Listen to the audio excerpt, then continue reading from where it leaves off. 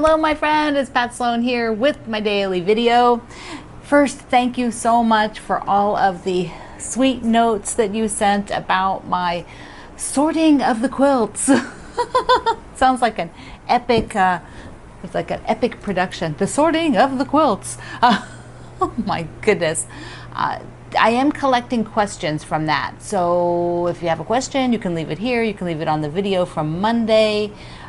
Over at my website Monday, and I will gather up the questions, and later this week I will do a second post about the gathering of the quilts and answer those particular questions because I don't want, they're good questions. There's just so much that I could tell. I mean, I've been in business 21 years, quilting 29 years, so there's a lot of information.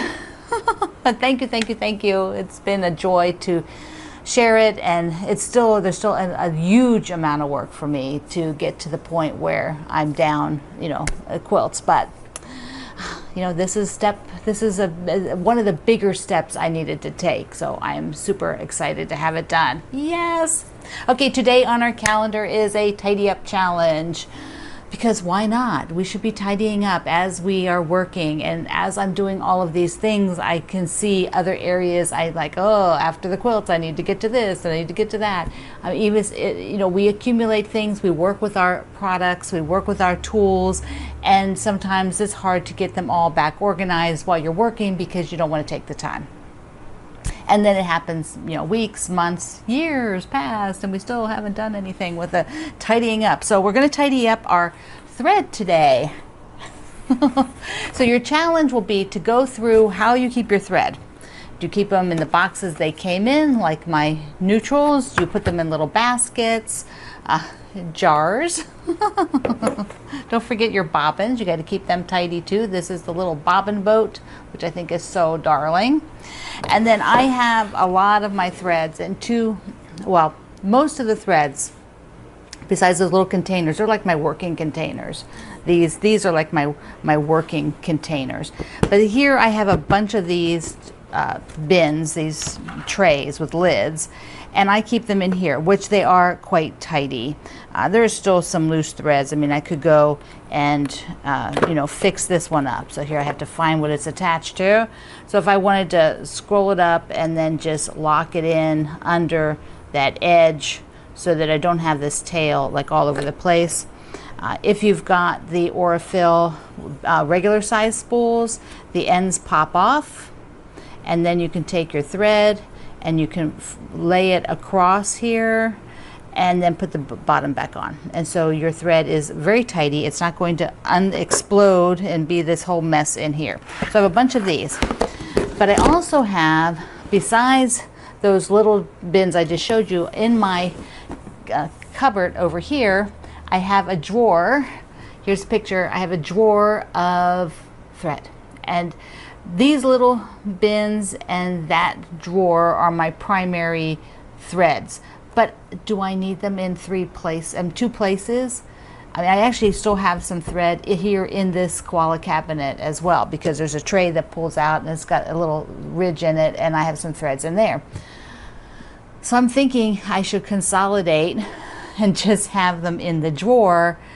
But these I use a lot for, like, doing with my photography, or I'm just getting ready to applique something the other day and I'm like, oh, I'll just go check in here first.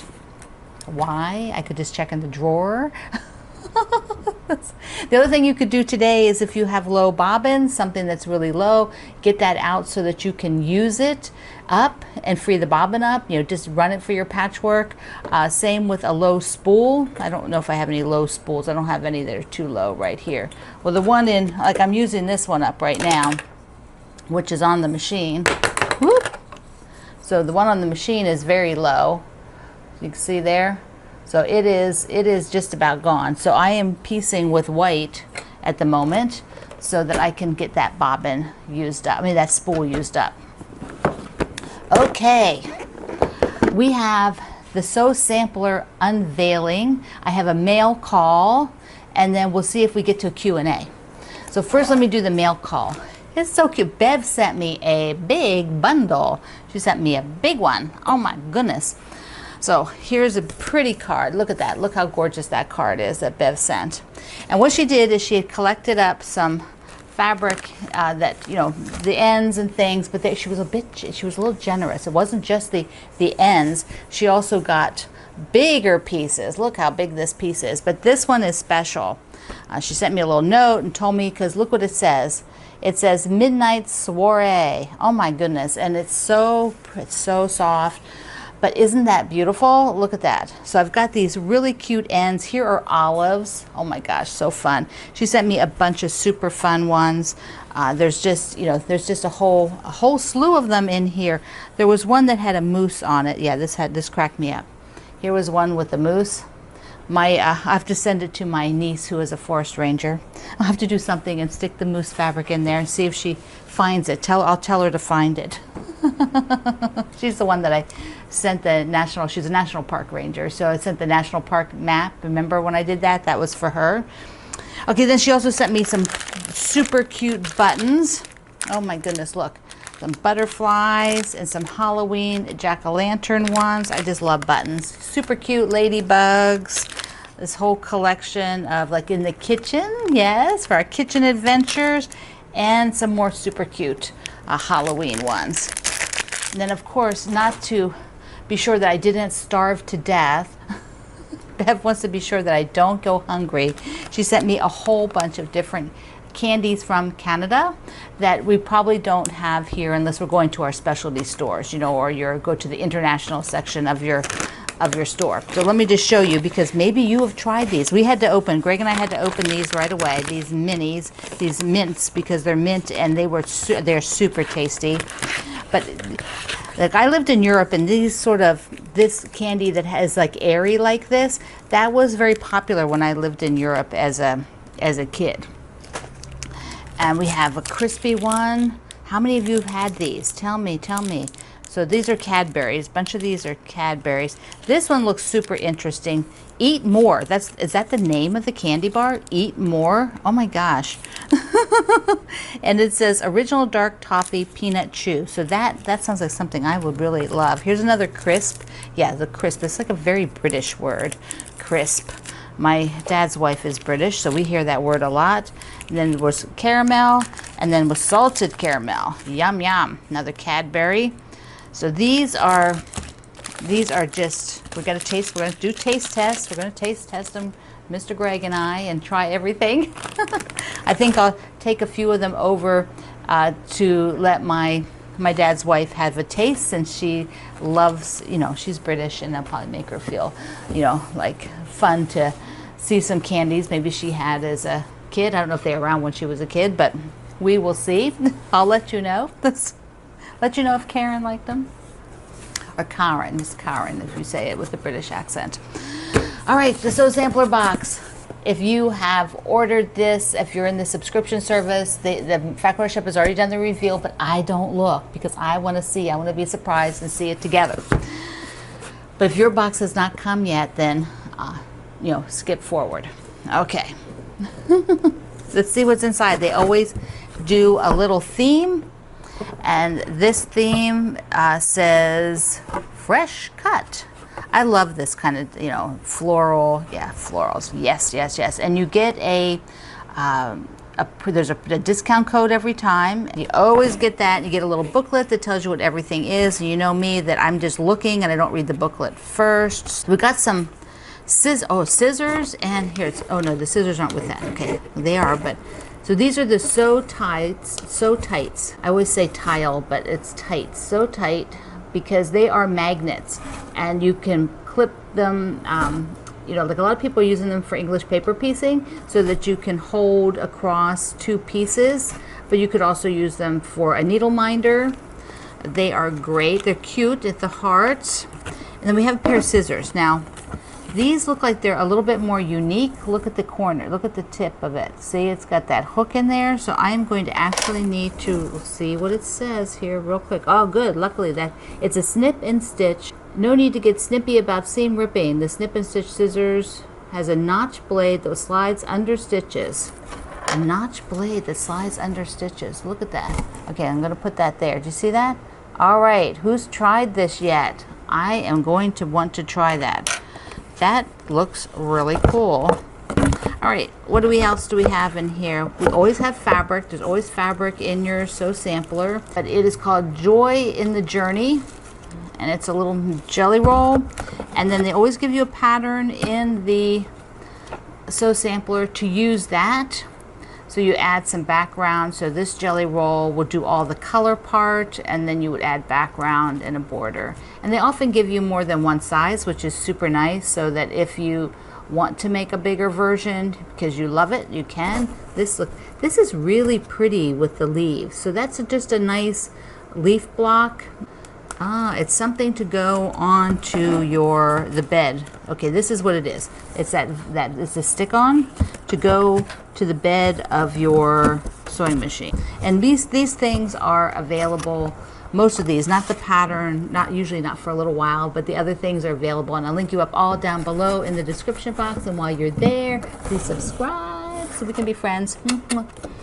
All right, they also are doing a sampler called The Bright Side. So every box you're going to get a pattern to do a quilt, and last month was block 1, so this is block 2.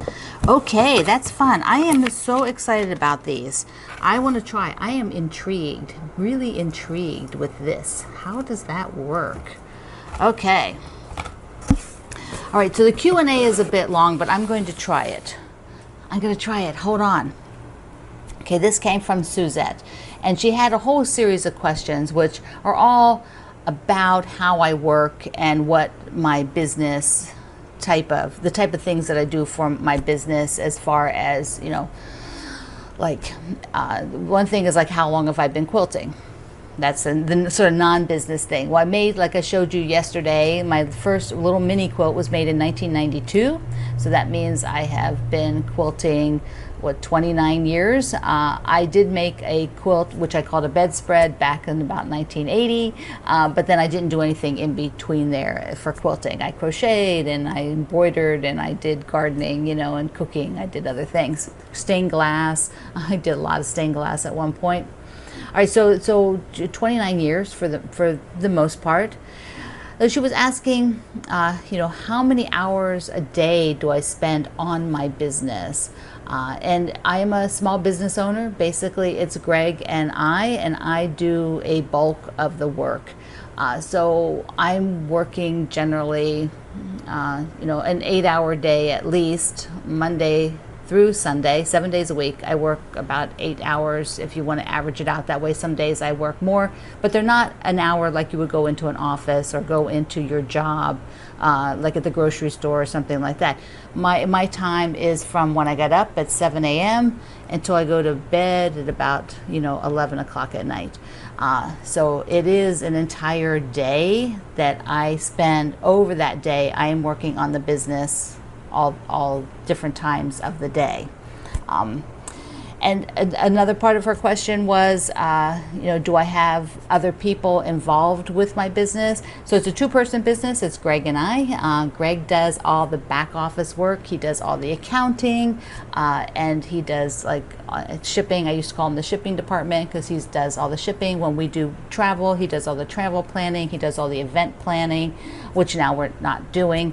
But for years, and, you know, 20 years, that's what he did. We've been in business 21 years. This January it was 21 years, so he full-time 21 years. He's done all of that, and then I do all the designing, I do all the computer design work, I do all the writing, I do all of the posts and the comments, I do all the photography, I do all the podcasts, all the interviews, all the production of that. I do all the videos. I do all the video production, the video editing. You know, anything that you see that comes from us, I've done. Now, I do have people who help me do some sewing, because I'm not going to farm out answering your questions to another person. When you ask a question, I'm the person that answers it, and that's important to me from the way my business is. but I can have somebody help me sew, and then I can have people quilt my quilts, you know, put the 3 layers together and quilt it. So I do hire people to do work. There are people who have been working with me for a very long time, like Cindy and Dennis at the spa, Shelley Pagnelli, Judy Clark, Melanie Barrett, Roberta helped me for many, many years. So these people are all ones that they do just project stuff. Like I have a project, say, can you help me with this one project? And how much help I get depends on my deadlines. So there you go. That is probably a little bit of a long answer. But you can also go to my About page, and there I have a whole bunch of stuff. So if you want to see a little bit more, down below, you can click the About page. All right, my friend, 2 long videos in a row. I love you. Have a great day. Mwah. See you online.